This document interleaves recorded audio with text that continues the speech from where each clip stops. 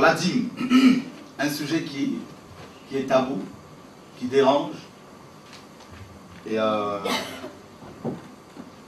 sujet qui a amené les gens, quelques pasteurs, de me traiter de sataniste, de sorcier, de magicien, de l'homme impie, de tout ce que vous voulez. En fait, c'est l'homme à battre, voilà, parce que ça dérange. C'est une institution qu'il ne faut pas changer. Voilà. Donc, la première mention de la dîme dans l'histoire du monde, dans l'histoire de la Bible, ça vous le savez, c'est Genèse 14.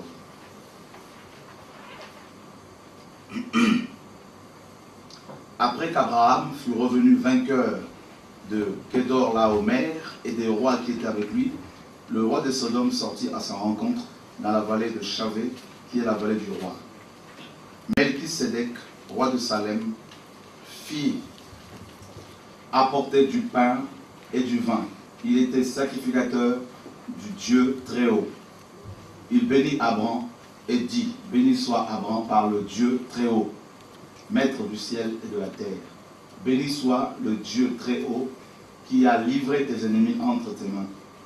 Et Abraham lui donna la dîme de tout. Donc Genèse 14 à partir du verset 17. Donc Abraham lui donna la dîme de tout. Amen. Voilà. Donc voilà la première mention du mot dîme dans la Bible. Dîme qui veut dire un dixième. Et tout, c'est revenus, de tous nos revenus. Et ici, la parole est claire. Abraham va donner la dîme non aux hommes, mais il va la donner à Dieu. Parce que Melchisédek, d'après Hébreux 7, est l'image ou une préfiguration de Jésus-Christ. En fait, c'était des théophanies. Hein. Les théophanies, c'était les apparitions de Christ dans l'Ancienne Alliance, sous la forme de Melchisédek ou sous la forme de l'ange de l'Éternel. Voilà. Donc, et là, c'est Abraham qui va donner la dîme de tout, non à un homme, mais à Melchisédek, donc à Dieu lui-même. Et deuxièmement, vous allez remarquer que Abraham, les biens sur lesquels il va prélever la dîme ne lui appartenaient même pas. Les biens sur lesquels Abraham va prélever le 1/10 appartenaient au roi, n'est-ce pas? Au roi de Sodome et Gomorrhe. Parce qu'il y avait une guerre et Lot, il y avait une guerre, pardon, et Abraham avait livré une bataille et il avait pu récupérer les biens et, des rois de Sodome et Gomorrhe. Et c'est sur ces biens-là, si vous lisez la suite, qu'Abraham va prélever la dîme.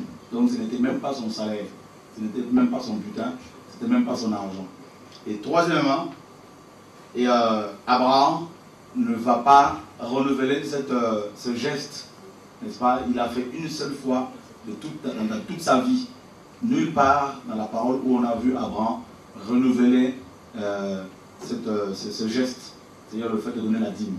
Il a fait une seule fois parce que Dieu lui avait donné une révélation et il s'est arrêté là. Voilà. Et la deuxième mention de la dîme dans la Bible, c'est dans Genèse 28, à partir du verset 20 jusqu'au verset 22. Jacob fit un vœu en disant, si Dieu est avec moi et me garde pendant ce voyage que je fais, s'il me donne du pain à manger et des habits pour me vêtir, et si je retourne en paix à la maison de mon père, alors l'Éternel sera mon Dieu. Cette pierre que j'ai dressée pour monument sera la maison de Dieu. Et je te donnerai la dîme de tout ce que tu me donneras. Voilà la deuxième mention de la dîme dans l'histoire de la Bible. C'est Jacob maintenant qui va le faire. Donc déjà Isaac ne l'a pas donné. Et Jacob ici, nulle part dans la Bible où on nous a dit que Jacob l'avait donné. Il a fait une promesse, mais quand il est revenu de chez Laban, son oncle, nulle part où c'est écrit que Jacob a honoré son vœu. Il n'est écrit nulle part. Et dites-vous bien qu'il est resté chez Laban 20 ans. Et il a bien dit, hein, si tu me bénis, donc Si, admettons qu'il aurait donné sa dîme, il aurait donné 20 ans après. D'accord? Et ce n'était pas non plus une institution. C'était des révélations ponctuelles, des gestes ponctuels que Dieu, ces hommes, notamment Abraham, avaient fait vis-à-vis du Seigneur, mais ce n'était pas une doctrine. Ils n'en avaient pas fait une doctrine. Et voilà les deux premières mentions de la dîme dans la Bible. Et maintenant, lorsque Moïse va être appelé par le Seigneur, il va recevoir les révélations, il va recevoir la parole de Dieu, les lois, la nouvelle alliance. Et maintenant, Dieu va mettre en place, Dieu va instaurer la dîme comme une loi. Alors que les patriarches, Abraham et Jacob, n'étaient pas du tout, ne donnaient pas la dîme par rapport à la loi, mais par rapport à une révélation ponctuelle que Dieu avait faite. Et encore, Jacob ne l'a pas, parce que ce n'est pas mentionné, donc il ne l'a pas certainement donné. Et dans Deutéronome chapitre 14, verset 22 au verset 29, nous allons voir maintenant les 4 sortes de dîmes. Entre-temps, vous pouvez éteindre vos portables. Peut-être lorsque l'Éternel, ton Dieu, t'aura béni, le chemin sera-t-il trop long pour que tu puisses transporter ta dîme à cause de ton éloignement du lieu qu'aura choisi l'Éternel ton Dieu pour y faire résider son nom. Alors, tu échangeras ta dîme contre de l'argent, tu serreras cet argent dans ta main et tu iras au lieu que l'Éternel ton Dieu aura choisi. Là, tu achèteras avec l'argent tout ce que tu désireras, des bœufs, des brebis, du vin, des liqueurs fortes, tout ce que te fera plaisir, c'est important de préciser à chaque fois. Tu mangeras devant l'Éternel ton Dieu, et tu te réjouiras, toi et ta famille. Donc, pour l'instant, nous nous arrêtons là. Ces versets nous parlent de la première catégorie, de la première sorte de dîme. Et si vous lisez bien, vous verrez que cette dîme revenait à la personne elle-même, d'après la parole de Dieu. Parce que Dieu dit à la personne, tu leveras ta propre dîme, de tout ce que produira ta semence, et tu mangeras ta propre dîme. Et tu prendras cette dîme, tu iras au lieu que l'Éternel, ton Dieu, aura choisi pour y faire résider son nom. Or, le lieu que Dieu avait choisi pour y faire résider son nom, dans l'histoire des Juifs en Israël, vous le connaissez. C'était la ville de Jérusalem, où le temple était bâti. Et Dieu dit, tu leveras cette dîme chaque année. Pourquoi chaque année? Parce qu'il y avait plus de 7 fêtes en Israël. Et 3 fois par an, les Juifs montaient à Jérusalem en pèlerinage lors de ces fêtes. Et une de ces fêtes, c'est la fête de la Pentecôte. Voilà pourquoi dans Acte 2, vous avez le jour de la Pentecôte. La Bible dit que les Juifs du monde entier étaient à Jérusalem. Et c'est là que Dieu a profité pour pouvoir évangéliser ces gens et l'Église va naître. Donc les Juifs allaient à Jérusalem 3 fois par an pour célébrer les 7 fêtes de l'Éternel dont parle Lévitique 23. Et Dieu dira, lors de ces fêtes, lors de ces pèlerinages, eh bien, tu leveras ta propre dîme, tu prendras cette dîme-là, ça pouvait être de l'huile, des animaux. Et Dieu dit, si le lieu de ton habitation est éloigné de Jérusalem, eh bien, au lieu de transporter tes animaux, les fruits, tout ça, eh bien, tu peux vendre ces choses et les échanger contre de l'argent. Prendre cet argent, aller avec à Jérusalem. Une fois à Jérusalem, tu achètes tout ce que tu veux, des bœufs, des liqueurs fortes, tout ce que tu veux, tout ce que ton cœur désirera. Et tu mangeras devant l'Éternel ton Dieu la dîme de ta propre semence. Donc là déjà, cette première sorte de dîme, dans les églises, on ne l'a pas enseigné. La dîme qui revient à la personne ou aux personnes elles-mêmes. Voilà la première sorte de dîme qui a été prélevée chaque année. La deuxième sorte de dîme, si nous prenons à partir du verset 27 de Deutéronome 14, Dieu dira, tu ne délaisseras point le Lévite qui sera dans tes portes, car il n'a ni part ni héritage avec toi. Au bout de 3 ans, tu sortiras toute la dîme de tes produits pendant la 3e année et tu la déposeras dans tes portes. Voilà la deuxième sorte de dîme. C'est la dîme qui revenait aux Lévites. Parce que les Lévites avaient été mis à part par le Seigneur pour le service du tabernacle, pour le service du temple. Et cette dîme, d'après la parole de Dieu, la dîme des Lévites, était prélevée tous les 3 ans. Ce n'était pas chaque année, tous les 3 ans. Et on le voit également, si nous prenons Deutéronome 26, nous gardons toujours Deutéronome 14 bien sûr.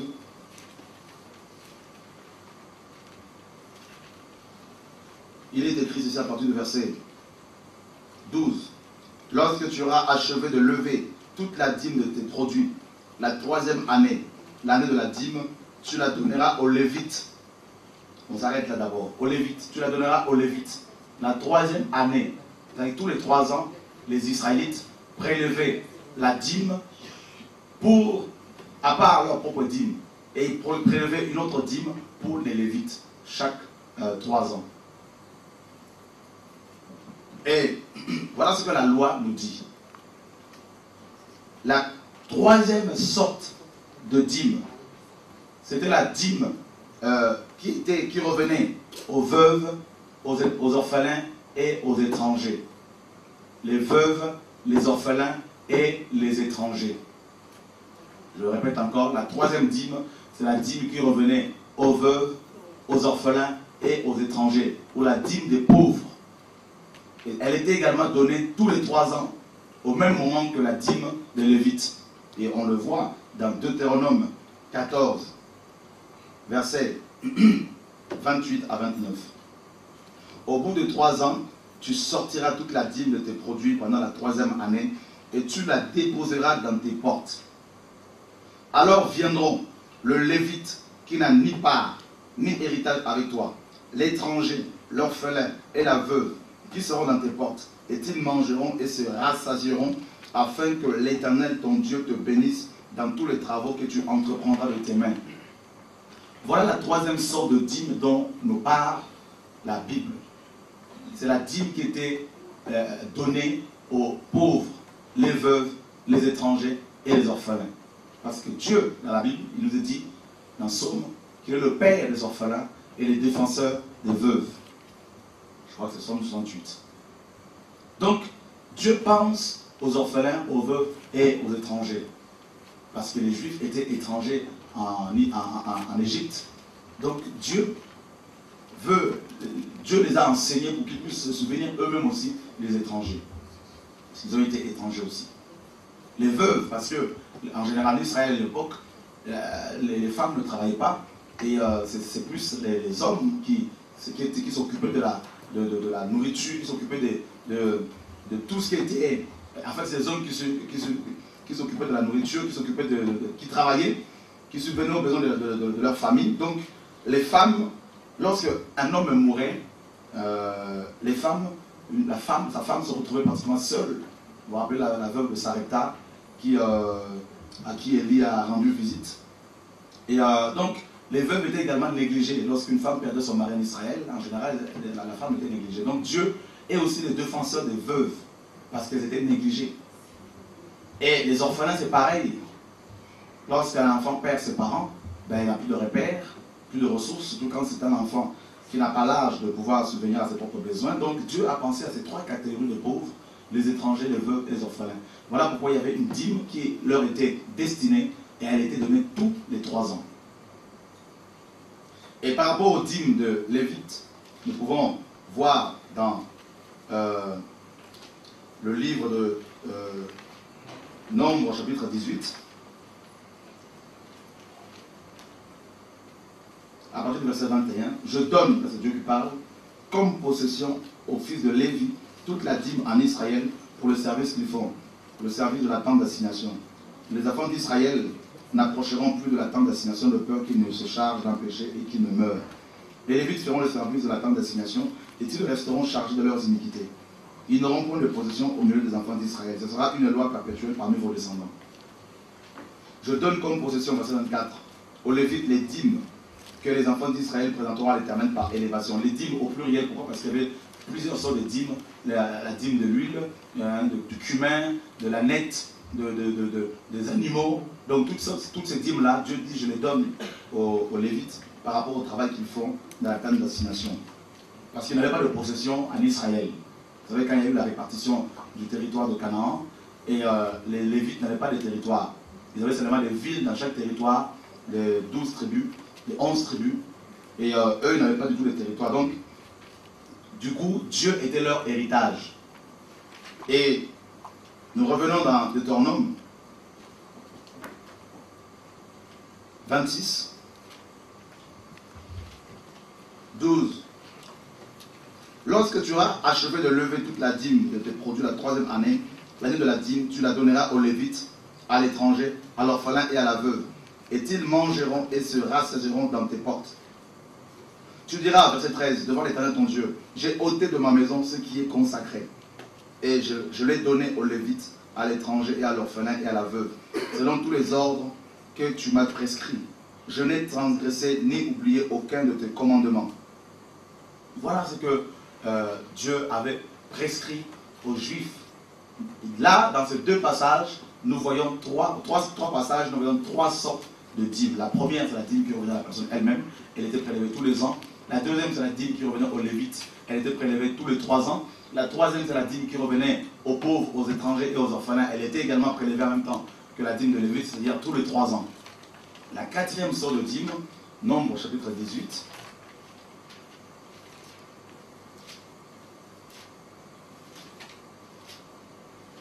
Nombre 18, et à partir du verset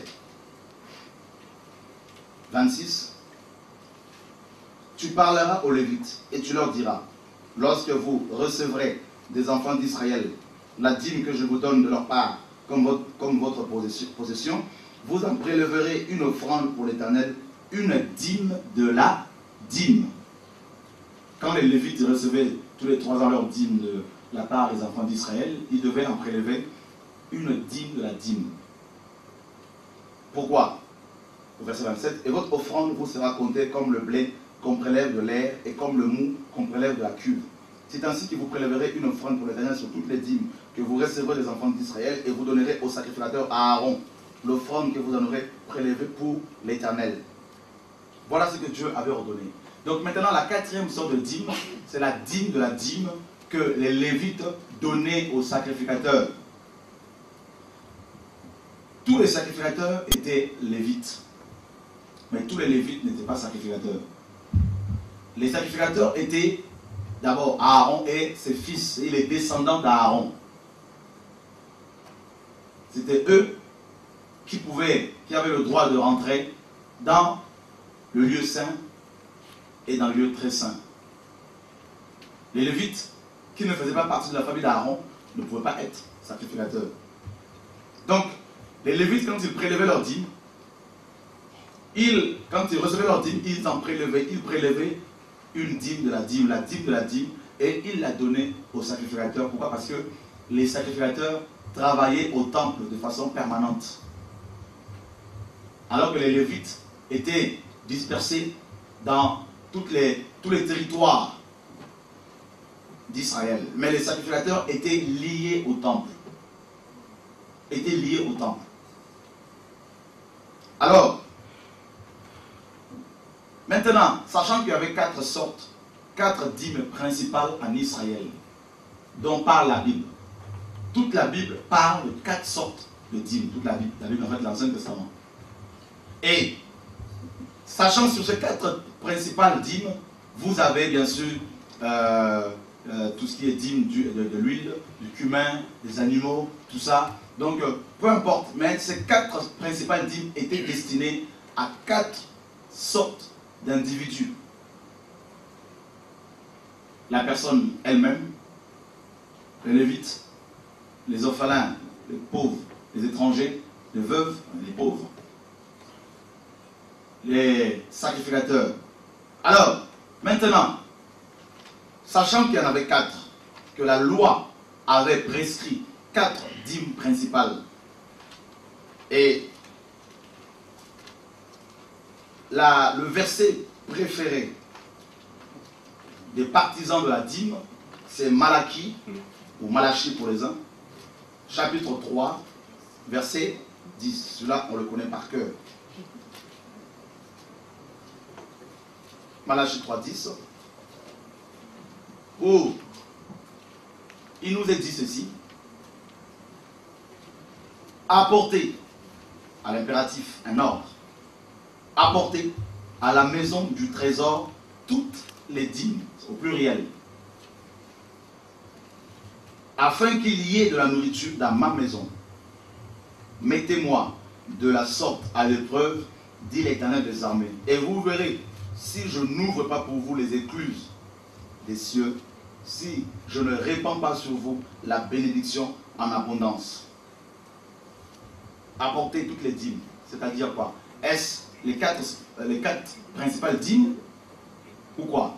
Ah ben non, la réponse c'est toutes ces dîmes-là, ce n'est pas les 4 principales dîmes, parce qu'il y a une dîme qui revenait à la personne elle-même, donc celle-là, la personne ne la donne à personne. C'est pour elle-même. La dîme des pauvres, pas du tout. C'était pour les pauvres. La dîme des Lévites, pas du tout, parce que les Lévites n'étaient pas liés au temple. Parce que là, il est dit à la maison du trésor. La dîme des Lévites, non. La dîme des pauvres, non. La dîme de la personne elle-même, non. Alors, mais pourquoi on dit toutes les dîmes au pluriel? Ben oui, parce qu'il y avait la dîme de cumin, la dîme de l'huile, des animaux, des fruits. Alors, toutes ces dîmes-là, il fallait les amener au temple à chaque fois. Les fruits, les animaux, l'huile, tout ça. Tout ce qui, en fait, tout ce qui était comme revenu. Si tu travaillais au champ, eh bien, tu amènes les fruits. Si tu étais berger, tu amènes des animaux. Voilà. Donc, voilà pourquoi Dieu parle au pluriel. Toutes ces dîmes-là, il faut les amener. Alors, quelle sorte, sachant qu'il y avait 4 principales dîmes, quelle dîme Dieu ici réclame-t-il? C'est pas compliqué. On va le voir. Sachant que les sacrificateurs étaient liés au temple, alors la dîme que Dieu réclame ici, c'est la dîme de la dîme. On va lire ça tout à l'heure. C'est-à-dire la dîme de la dîme, c'est la dîme qui revenait aux sacrificateurs. Et les sacrificateurs étaient liés au temple. Alors, il faut se poser des questions. Ça, c'est la première question. C'est-à-dire la dîme, là, c'était laquelle? On sait déjà que c'est la dîme de la dîme. La deuxième question, c'est: c'était quoi la maison du trésor? Et lorsque nous allons dans Néhémie, chapitre 10,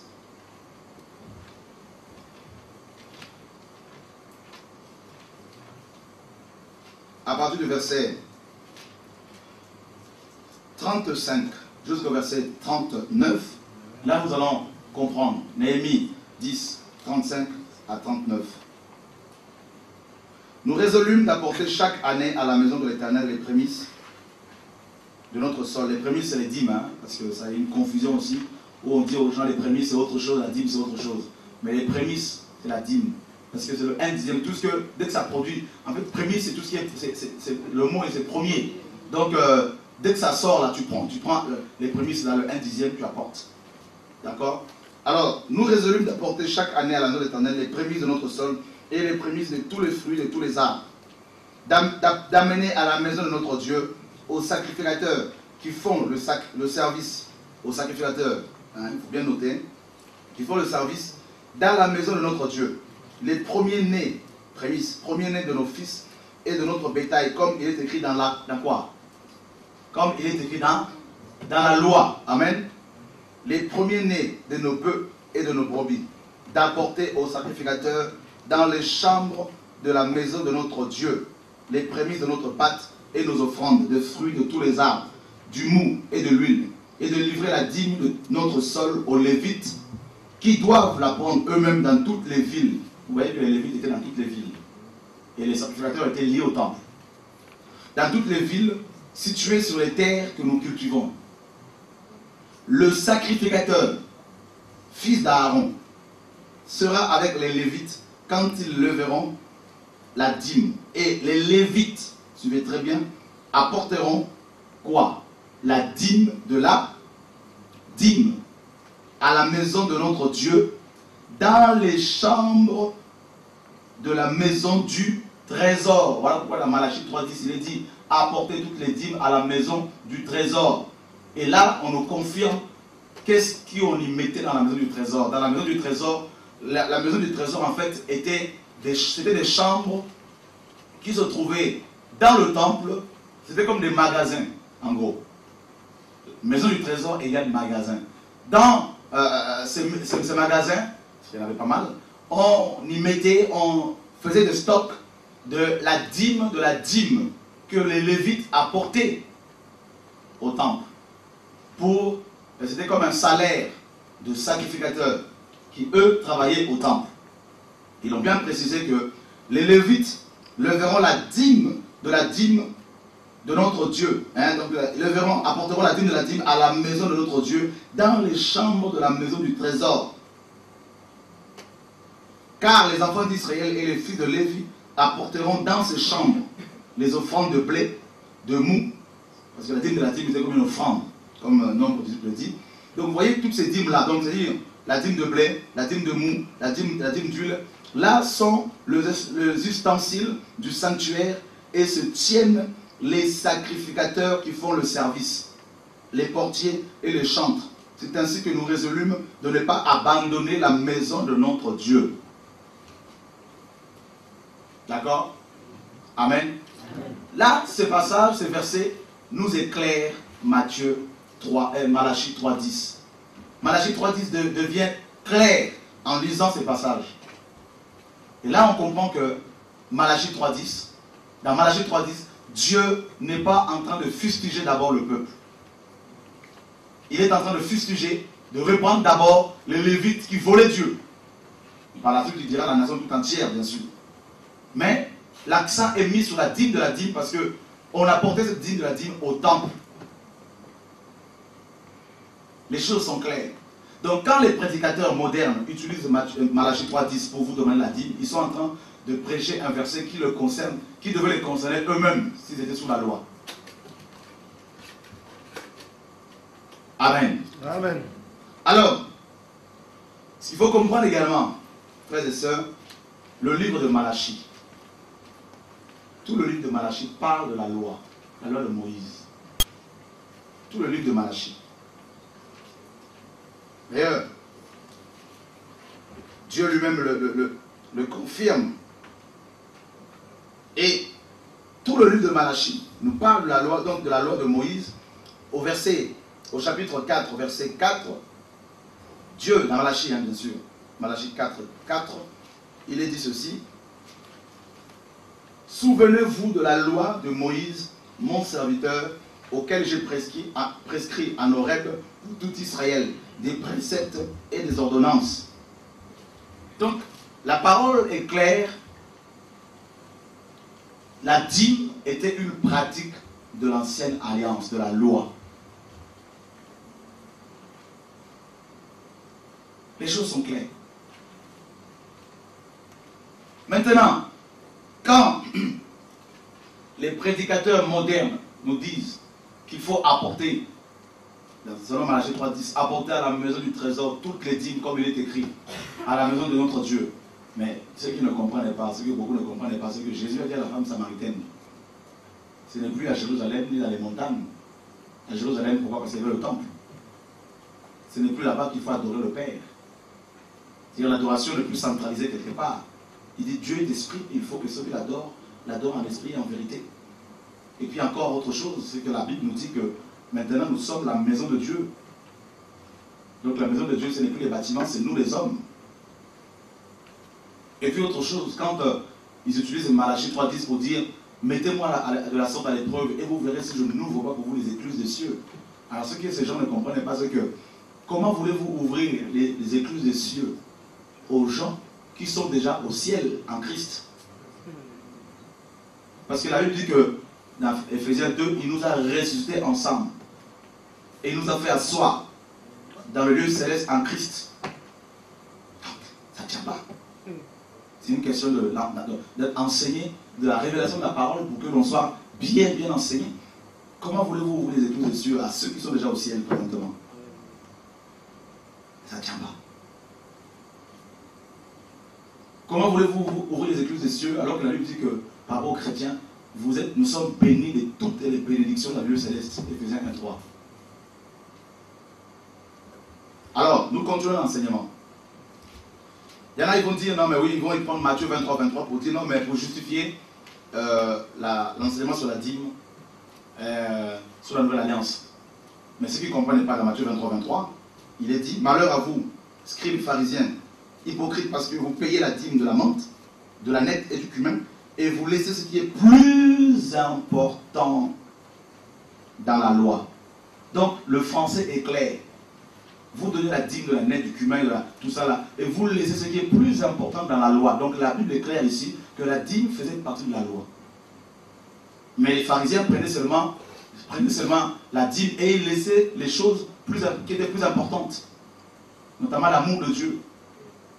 La parole est claire. Donc, vous savez, comme je disais à quelqu'un hier, souvent, il y a le problème que l'on a, c'est un problème d'interprétation des Écritures. On va prendre un verset, on va le tordre, et puis on ne va pas comparer ici et là, on va commencer à raisonner avec des raisonnements humains. La parole est tellement claire que la dîme, ici, là, la parole est claire, c'est la loi. La loi. Et puis, il faut comprendre que Jésus ici parlait à qui? Il parlait aux pharisiens. Le mot pharisien veut dire séparé. Les pharisiens se considéraient comme étant les vrais observateurs de la loi. Luc 18, verset 10 à 14. Deux hommes montèrent au temple pour prier. L'un était pharisien et l'autre publicain. Le pharisien debout prie ainsi à lui-même. Ô Dieu, je te rends grâce de ce que je ne suis pas comme le reste des hommes qui sont ravisseurs, injustes, adultères ou même comme ces publicains. Je jeûne 2 fois par semaine. Je donne la dîme de tous mes revenus. Le publicain, se tenant à distance, n'osait même pas lever les yeux au ciel. Mais frappant, il se frappait la poitrine en disant, ô Dieu, sois apaisé envers moi qui suis un pécheur.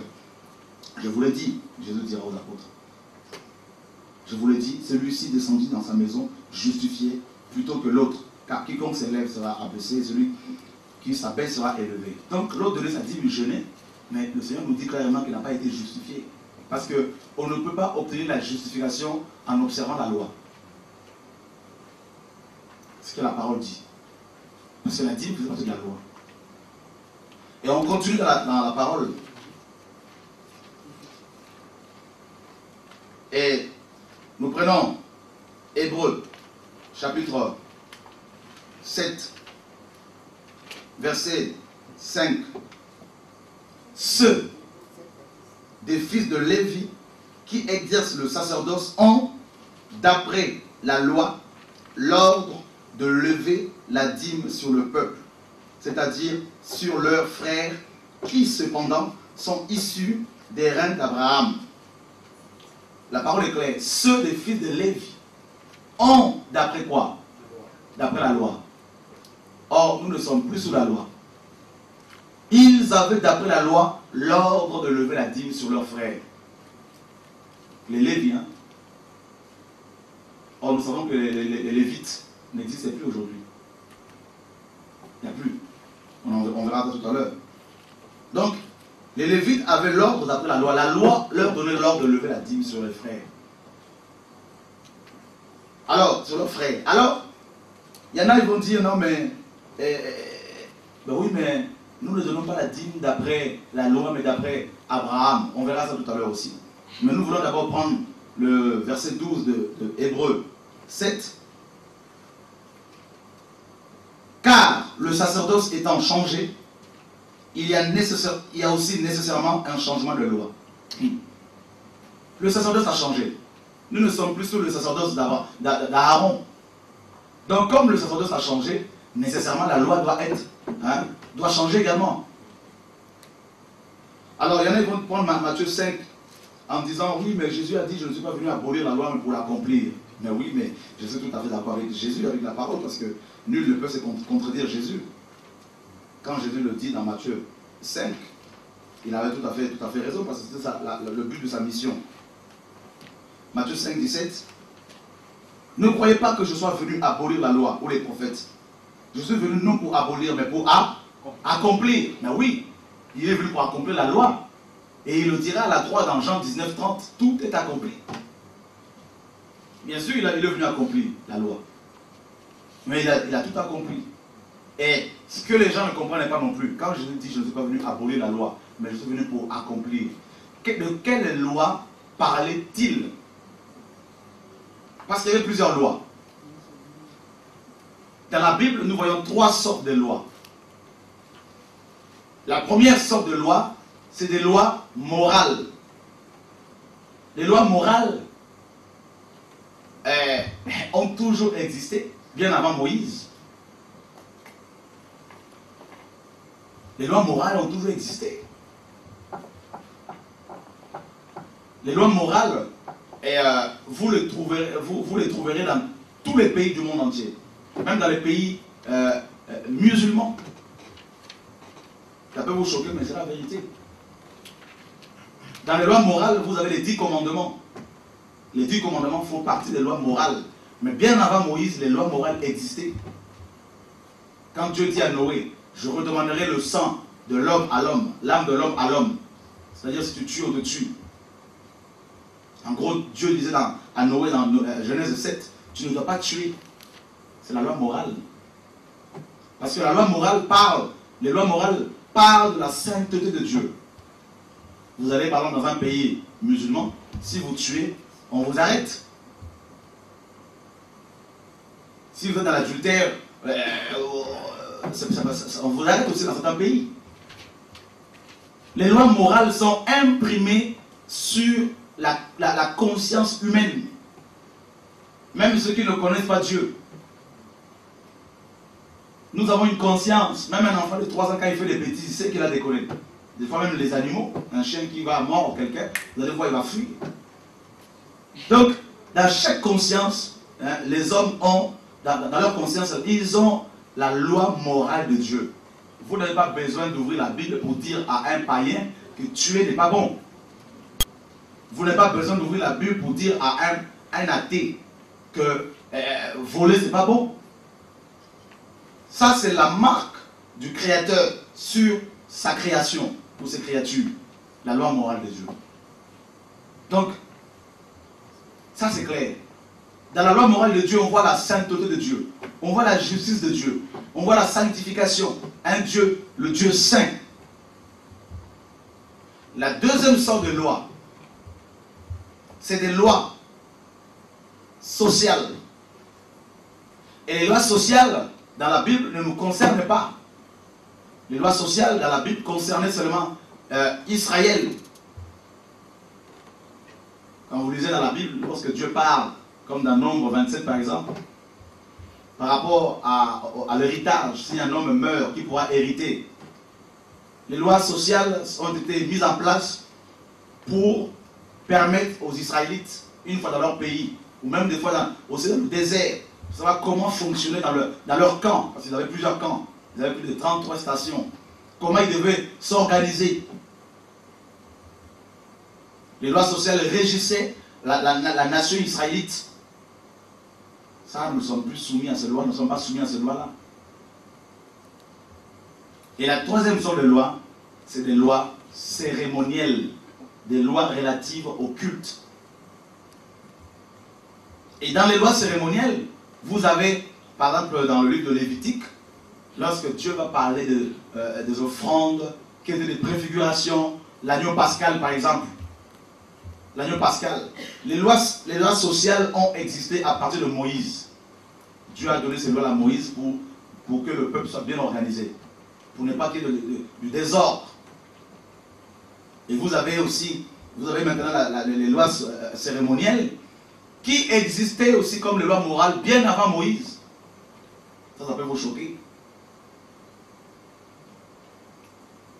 Parce que dans Genèse, vous avez des préfigurations ou des types de sacrifices de Christ. Par exemple, dès la Genèse, quand Dieu va tuer un animal, et prendre sa peau pour pouvoir revêtir, couvrir la nudité d'Adam et Ève.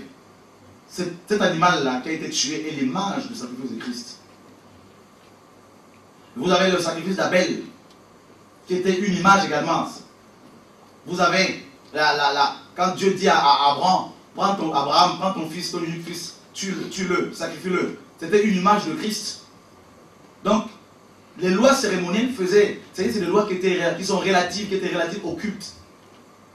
Comment l'homme devait faire pour aller vers Dieu. Vous avez, dans les lois cérémonielles, vous avez par exemple le temple qui était l'image de l'église. Vous avez l'arche qui était l'image de Jésus-Christ. Vous avez le souverain sacrificateur, Aaron, qui était l'image de Jésus-Christ de Nazareth, qui est notre souverain sacrificateur. Donc, quand Dieu a donné des lois cérémonielles, maintenant à Moïse par écrit, lui-même Moïse et Aaron, tout ça, ils ne comprenaient pas pourquoi. Et la parole le confirmera. Jésus dira beaucoup des prophètes aux apôtres. Et des rois ont désiré voir ce que vos yeux voient, mais ils n'ont pas vu. Et Pierre dira, beaucoup des prophètes à qui Dieu avait révélé ces choses ont fait de ces révélations l'objet de leur recherche et de leur investigation. Mais il leur fut dit que ce n'était pas pour eux-mêmes, mais c'était pour nous qui sommes les dispensateurs de ces choses. Donc, ils ne comprenaient pas trop. Mais en fait, c'était des images, des préfigurations. Les sacrificateurs, fils d'Aaron, qui étaient l'image de tous les chrétiens, parce que Jésus-Christ a fait de nous un royaume de sacrificateurs. Vous savez, le Nouveau Testament était caché dans l'Ancien Testament. Et l'Ancien Testament est révélé dans le Nouveau Testament. C'est ça le mystère de Dieu. Dieu est un Dieu mystérieux. Et il doit se révéler à nous pour que l'on puisse le connaître. Voilà pourquoi ceux qui cherchent à le connaître, là, avec leur intelligence, ils vont dévier à chaque fois. Donc, les lois cérémonielles, je précise bien, ont existé bien avant Moïse, tout comme les lois morales. Seules les lois sociales ont été données à l'époque de Moïse pour diriger, pour organiser le pays d'Israël, d'abord leur camp et puis leur pays. Mais maintenant, vous avez plusieurs types de sacrifices cérémoniels avant la promulgation de la loi par Moïse. Vous avez des sacrifices, par exemple, quand Gédéon faisait un sacrifice, l'ange de l'Éternel est monté dans ce feu, dans cette fumée. Et vous avez les sacrifices, à chaque fois, les patriarches bâtissaient des autels et ils sacrifiaient des animaux dessus. C'était l'image à chaque fois de Christ. Et eux-mêmes, ils étaient voilés, ils ne savaient pas. Vous voyez tout ça là. Et maintenant, quand la Bible dit que la loi a été donnée par Moïse, ça veut dire quoi? Ça veut dire quand la Bible dit que la loi a été donnée par Moïse, ça veut dire que les lois cérémonielles, les lois morales, les lois sociales, Dieu a utilisé Moïse, ou Dieu les a consignées, ces trois types de lois, dans un livre qui va donner à Moïse. Avant Moïse, ces lois n'étaient pas consignées dans un livre. C'était seulement dans la conscience de certaines personnes, des gens, les lois morales et les lois cérémonielles, à certaines personnes à qui Dieu se révélait, comme Abraham, comme Abel. Donc, même par Moïse, maintenant, Dieu va lui-même d'abord écrire. Le doigt de Dieu a écrit sur les tablettes de pierre. Donc, par Moïse, la loi va être promulguée, rendue visible, qu'on appelle le livre de la loi. Voilà pourquoi il est dit dans Jean 1 que la loi a été donnée par Moïse.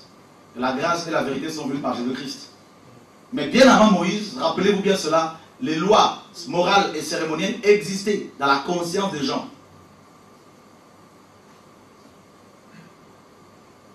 D'accord? Amen.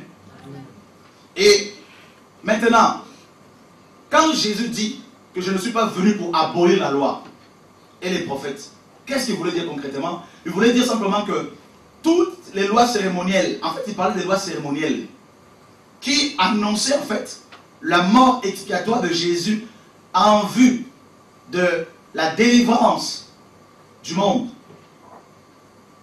En vue de la délivrance de toutes les personnes qui allaient le recevoir comme leur Seigneur et Sauveur. Parce que vous savez, quand Dieu a commencé à révéler les lois morales aux gens, personne ne pouvait satisfaire, n'est-ce pas, la justice de Dieu de façon totale, de façon parfaite. Dieu est tellement saint, l'homme est tellement pécheur, que quand Dieu a commencé à révéler sa loi morale, ou ses lois morales aux hommes, les hommes se sont rendus, en fait, ils ont vu condamnés, parce qu'il est tellement saint qu'on ne peut pas satisfaire sa loi morale ou sa justice. Alors qu'est-ce qui va se passer? Dieu a donné des lois cérémonielles maintenant. Avec le sang des animaux, on pouvait satisfaire, mais pas totalement, la justice de Dieu. Alors il aurait fallu un sang saint.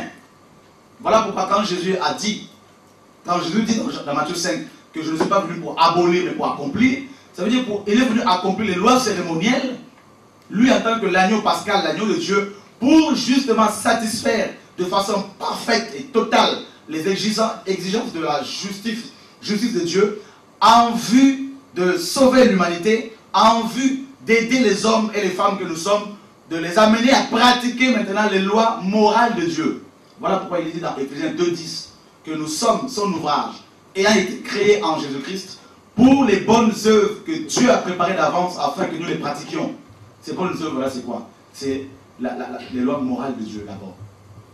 Voilà pourquoi quelqu'un qui donne sa vie à Christ, il peut maintenant commencer à marcher dans la crainte de Dieu. Alors qu'avant la nouvelle naissance, la personne était dominée par le péché. La personne ne pouvait pas ne pas pécher. Mais étant maintenant dans la grâce de Dieu, ayant reçu la justification, parce que Christ a donné sa vie à la croix, et bien la personne maintenant peut facilement craindre Dieu parce que la personne reçoit la puissance de la résurrection, les capacités. Parce que le sang de Jésus a satisfait pleinement les exigences de la justice de Dieu. Ce que Dieu, c'est que sa morale, sa loi morale exigeait un sang saint. Voilà pourquoi il dit, je suis venu pour accomplir la loi, ou les lois cérémonielles. Et là encore, il ne faut pas déformer la parole de Dieu. Et quand Christ parle des lois qu'il est venu accomplir et non abolir, il ne parle pas des lois sociales. Or, la dîme faisait partie des lois sociales parce qu'elle concernait que les Juifs, parce que la loi concernait les Juifs, elle concernait les Juifs, la dîme faisait partie de la loi sociale et de la loi cérémonielle, parce qu'il y a certaines dîmes, notamment la dîme de la dîme, était liée au temple. Or, le temple, c'était dans la loi, les lois sociales, les lois cérémonielles, et tout ça en Christ n'existait plus. Voilà pourquoi la Bible nous dit dans Romains, on peut le lire, Romains chapitre 10, verset 4. Car Christ est la fin de la loi pour la justification de tous ceux qui croient. La parole est claire, Christ est la fin de la loi. Quelle loi? Ce n'est pas la loi morale, parce que la loi morale existe toujours. Les 10 commandements existent encore. Si tu tues, on va t'arrêter. Jésus même va rendre plus difficile encore certaines lois en disant, si tu convoites une femme dans ton cœur, tu as déjà commis l'adultère dans ton cœur. Vous voyez? Pourquoi? Parce que nous avons maintenant la grâce. Donc avec la grâce, on peut marcher dans la crainte de Dieu. Donc, les 10 commandements, Jésus n'est pas venu pour les abolir. Il est venu accomplir les lois morales et cérémonielles pour que nous puissions accomplir, respecter les lois morales, ou la loi morale. Voilà ce qu'il faut comprendre. Voilà pourquoi, quand on lit la parole de Dieu, ne prenons pas un verset, ne le sortons pas hors contexte pour aller commencer une doctrine ici et là. On a besoin d'instruction. Et dites-vous bien, pour faire un disciple, il faut 3 ans. Et pour faire un bon leader, il faut au moins 10 ans.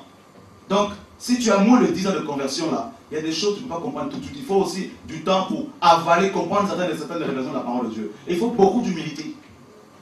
Parce qu'on va tordre l'évangile, on va tordre la parole de Dieu, on va commencer à enseigner n'importe quoi. Et demain, on va commencer à regretter parce qu'on a enseigné des hérésies.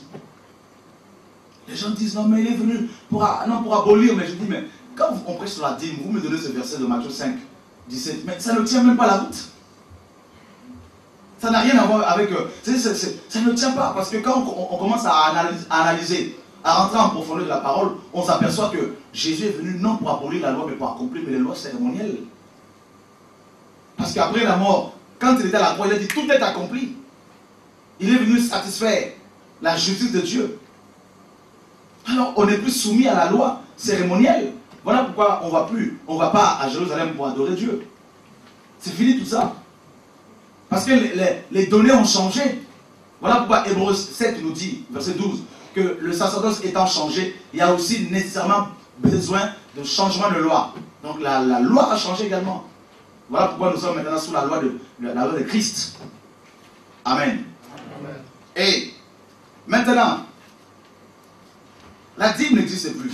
Ça c'est clair. Parce que voilà pourquoi le Nouveau Testament n'en parle pas. Les apôtres n'en ont pas parlé. Et quand j'aimerais poser la question à certaines personnes ici, vous me répondrez peut-être plus tard. Vous qui avez donné vos dîmes depuis toutes ces années, est-ce que vous êtes bénis financièrement aujourd'hui? Voilà. Alors pourquoi vous n'êtes pas bénis? Ben, vous allez comprendre ça. Galates chapitre 10, verset 10. Chapitre 3, verset 10. Galates 3, 10. Galates chapitre 3, verset 10. Car tous ceux qui s'attachent aux œuvres de la loi sont sous la malédiction. La dîme étant une pratique de la loi, si vous la donnez, vous êtes sous la malédiction. Voilà pourquoi vos finances ne sont pas bénies. Parce que pourquoi? Nous continuons la lecture. Car il est écrit, maudit est quiconque n'observe pas tout ce qui est écrit dans le livre de la loi et ne le met pas en pratique. Et que nul ne soit justifié devant Dieu par la loi. Cela est évident, puisqu'il est écrit, le juste vivra par la foi. Donc, en donnant la dîme, vous êtes sous la loi de Moïse, les lois cérémonielles et sociales. Dans ce cas-là, il faut pratiquer toutes les lois cérémonielles. Il faut également reconstruire un temple, le temple de Salomon, et remettre en place l'ancien sacerdoce. Il faut remettre également en place les Lévites. Il faut que tu trouves les Lévites aujourd'hui. Alors tu auras beaucoup de mal. Hein? Tu auras beaucoup de mal à les reconstituer, à les trouver. Donc il faut que tu retrouves les Lévites, qu'ils reçoivent sur leur dîme à eux. Il faut que tu retrouves les orphelins juifs et les veuves et les étrangers pour leur donner aussi leur dîme à eux. Parce que la loi, il faut donner faut obéir à toute la loi. Il faut également que tu remettes en place toutes les fêtes juives et que chaque année, chaque année, 3 fois par an, que tu ailles en Israël pour les fêtes de l'Éternel.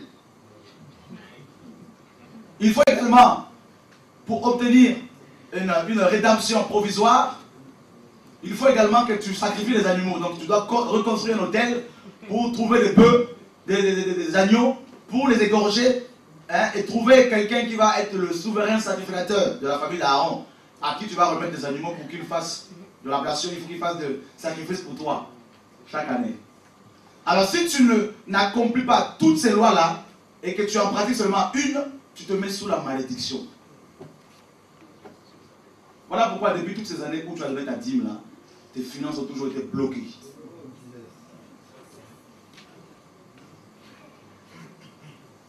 Et le peuple de Dieu a besoin d'être enseigné, d'être libéré, parce que en vous mettant sous la loi, vous vous mettez sous le joug en fait. Et vos pasteurs qui vous enseignent la dîme encore, vous remettent sous le joug. Et dans Galates 3, au verset 13, Christ nous a rachetés de la malédiction de la loi, étant devenu une malédiction pour nous, car il est écrit, maudit est quiconque est pendu au bois. Au verset 24, ainsi la loi a été comme un précepteur pour nous conduire à Christ, afin que nous soyons justifiés par la foi. La foi étant venue, nous ne sommes plus sous ces précepteurs. Donc tu ne dois plus te mettre sous la loi. Donc, l'origine des blocages de tes finances là, c'est toi-même. C'est parce que tu n'as pas, il y a l'ignorance. Mon peuple périt parce qu'il manque là la connaissance. Connaissance ou révélation. Alors maintenant vous me direz, mais comment maintenant faire pour donner à Dieu aujourd'hui tout ça? Eh bien, c'est pas compliqué. On va lire la parole de Dieu.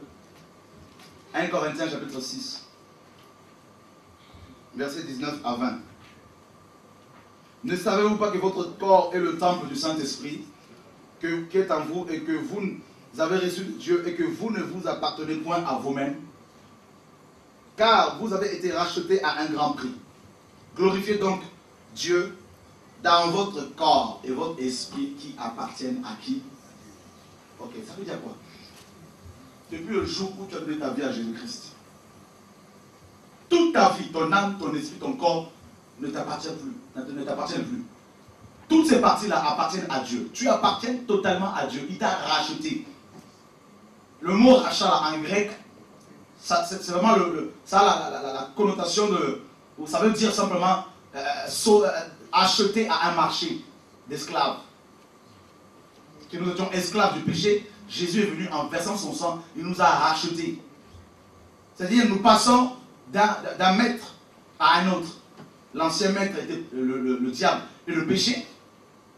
Hein? Maintenant nous sommes sous l'autorité de Christ. Parce que nous sommes son corps, nous sommes son temple. Nous lui appartenons entièrement. Donc ça veut dire que si tu lui appartiens entièrement, comment est-ce que tu vas donner encore un dixième à celui à qui tu appartiens? Si toi, parce que je pense que tu sais que tu es plus important que tes biens, si tu es plus important que l'argent, que l'or, alors si toi qui es plus important que toutes ces choses appartiens à Dieu, à combien plus forte raison tes biens?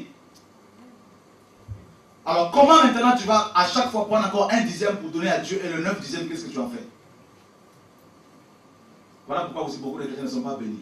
Parce on va prier le Seigneur, mais quand il s'agit de finances, ils ne vont pas consulter Dieu pour que Dieu leur dise comment ils vont gérer les finances. Parce qu'il dit c'est leurs finances à eux. Tu appartiens à Dieu, donc tes finances appartiennent également à Dieu. Maintenant, comment donner à Dieu? On va voir ça.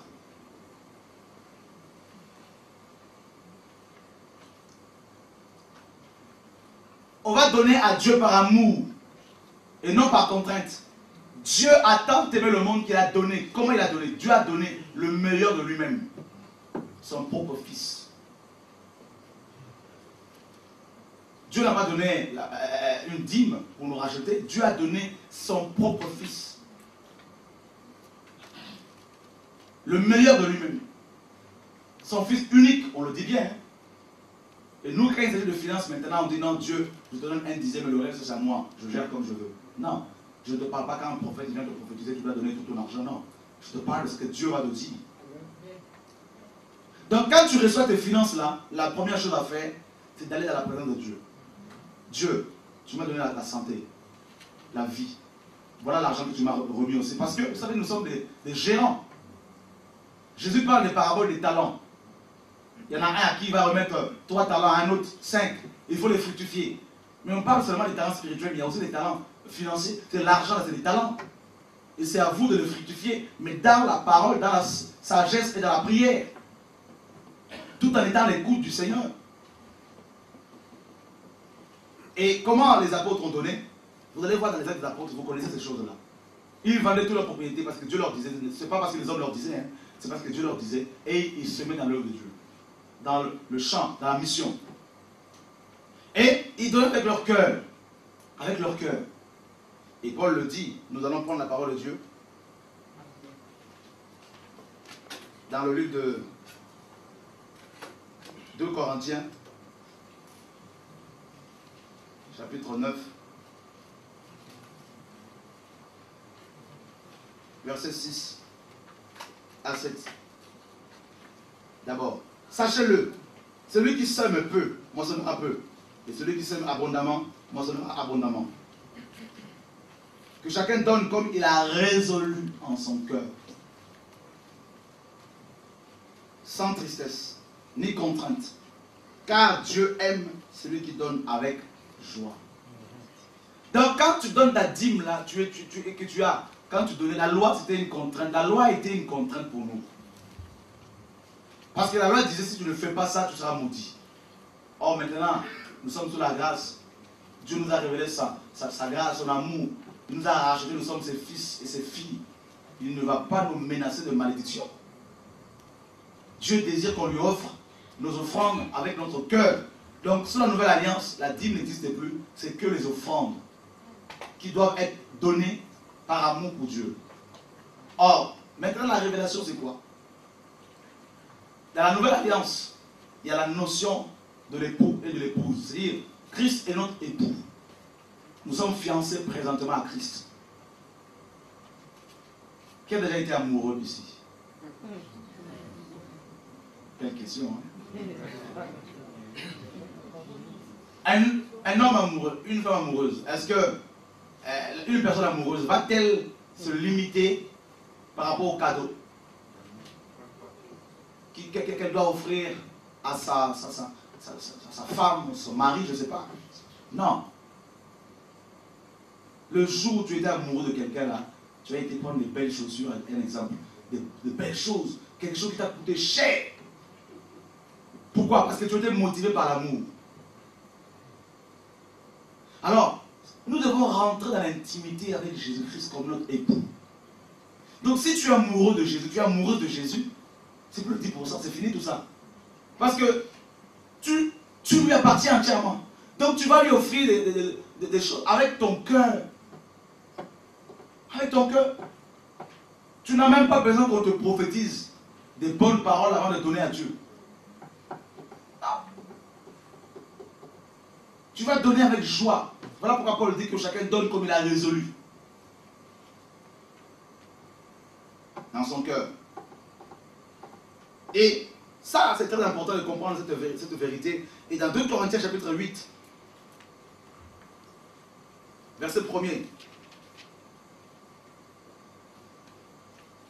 au verset 5, nous vous faisons connaître, frères, la grâce de Dieu qui s'est manifestée dans les églises de la Macédoine, à travers la grande épreuve de leur affliction, leur joie débordante et leur pauvreté profonde ont produit avec abondance de riches libéralités de leur part.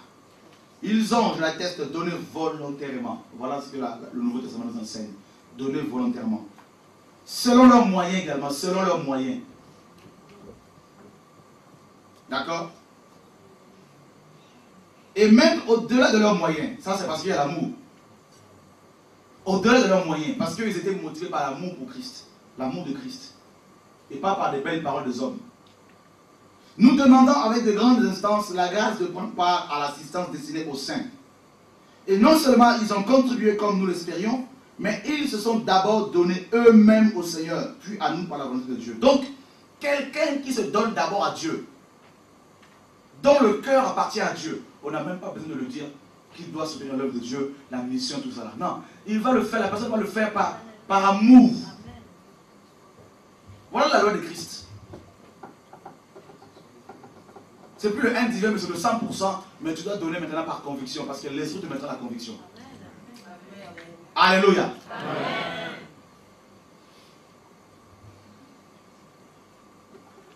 Parce qu'il n'y a plus de sacrificateur. Ah, Dieu est bon.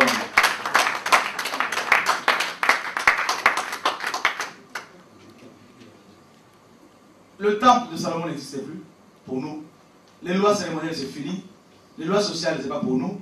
Donc, Christ a accompli tout. Tout est accompli. Amen. Pourquoi encore on revient à l'ancienne alliance?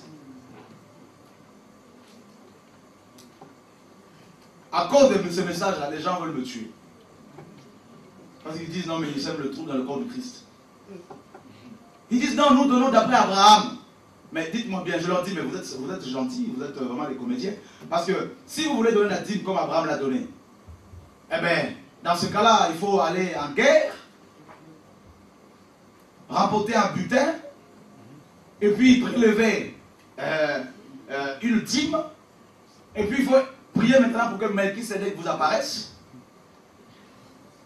Et c'est à lui que vous allez donner cette dîme-là. Il dit non, mais parce que nous, on donne la dîme par rapport à Abraham et non par rapport à la loi.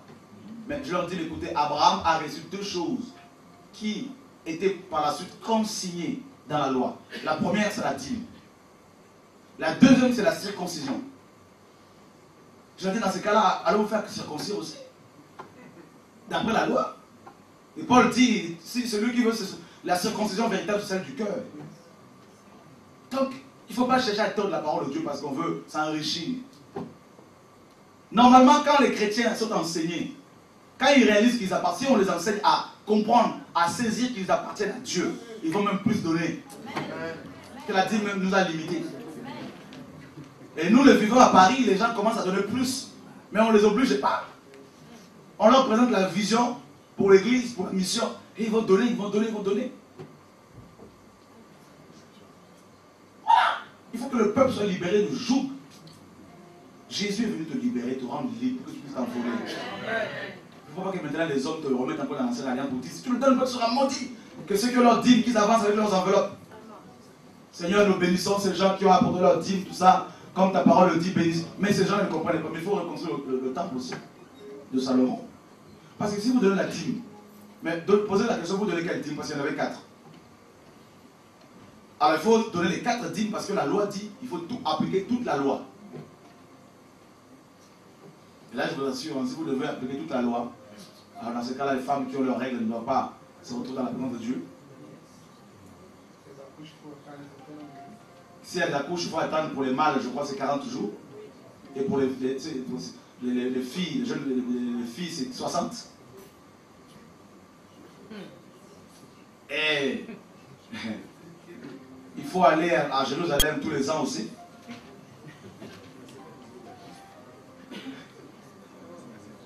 Et une femme qui tombe dans l'adultère, il faut la lapider d'après la loi. Il faut la lapider. Et œil pour œil, dent pour dent. Quelqu'un qui tue, on doit le tuer. Quelqu'un qui creve l'œil de quelqu'un, il faut crever son œil. Et puis il faut trouver un hôtel, reconstruire un hôtel sur lequel vous allez vous-même faire aussi des sacrifices. Vos bœufs, machin, tout ça. En fait, quand vous donnez la dîme, vous annulez l'action, l'œuvre de la rédemption que Jésus a accomplie à la croix.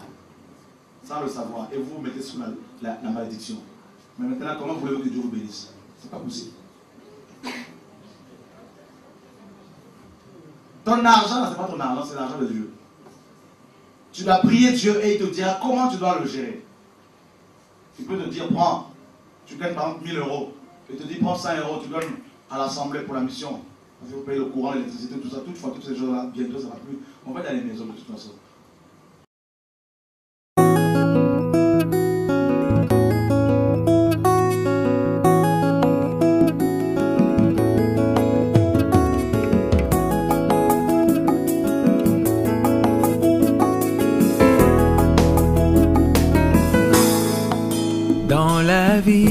Alors à celui qui est seul, car s'il tombe, qui va le relever? Il lui faut un bon partenaire qui est capable de compatir à ses douleurs. Quant à moi, j'ai cherché, je n'ai pas trouvé sur la terre, mais un jour on m'a parlé d'un homme qui s'est donné pour moi à la croix. C'était Jésus-Christ. Oh, oh, alléluia. C'est pourquoi moi j'ai choisi Jésus comme partenaire. Il assure tous mes lendemains et m'a donné sa vie éternelle. Voilà pourquoi moi j'ai choisi Jésus comme partenaire. Il assure tous mes lendemains et m'a donné sa vie éternelle. Choisis la vie, tu ne vas pas regretter, car Jésus est la vie, la vérité et le chemin qui seul emmène au Père. Un ami, un grand frère, le meilleur époux. C'est pourquoi moi j'ai choisi Jésus comme partenaire. Il assure tous mes lendemains et m'a donné sa vie éternelle. Voilà pourquoi moi j'ai choisi Jésus comme partenaire. Il assure tous mes lendemains et m'a donné sa vie éternelle. Jean 3,16. Car Dieu a tant aimé le monde qu'il a donné son Fils unique, afin que quiconque croit en lui ne périsse pas, mais ait la vie. la vie éternelle. Fais comme moi. Moi, j'ai choisi Jésus comme partenaire. Il assure tous mes lendemains et m'a donné sa vie éternelle. Il assure tous mes lendemains et m'a donné sa vie éternelle. Jésus, il assure tous mes lendemains et m'a donné sa vie éternelle. Il assure tous mes lendemains et m'a donné, Jésus m'a donné sa vie éternelle.